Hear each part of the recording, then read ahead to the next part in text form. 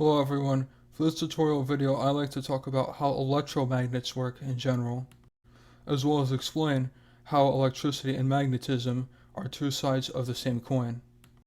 An electromagnet happens because electrical current is passed through a wire or similar conducting device, and it will naturally generate a magnetism on its own as long as current is passing through the conductor. But the problem to this is that for very straight wires, like you would normally see in electrical circuits, the magnetic effect is so weak that it can only deflect a compass needle and cannot have much more useful applications than that.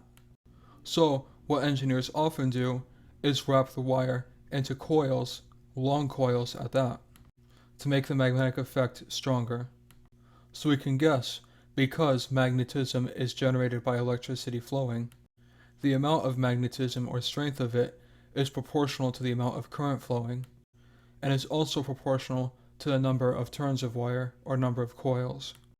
And the magnetic force is technically called the magnetomotive force, or MMF for short, just like voltage is technically called the electromotive force, where the prefix magneto means magnet, and the suffix motive is similar to the word motivate, so it motivates magnetic attraction.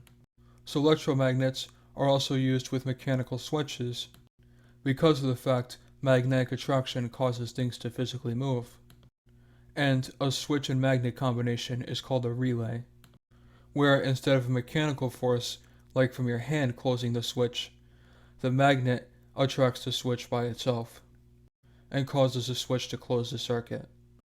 Now that I've covered the basic theory of how electromagnets work, I can explain the more exact measurements related to magnetism in the next tutorial video. In particular, an explanation of the international units for it as well, like what a Weber or Tesla is. Don't forget to subscribe if you found this video informative, and make sure to see other tutorial videos, and follow me on either Facebook or Twitter for more content.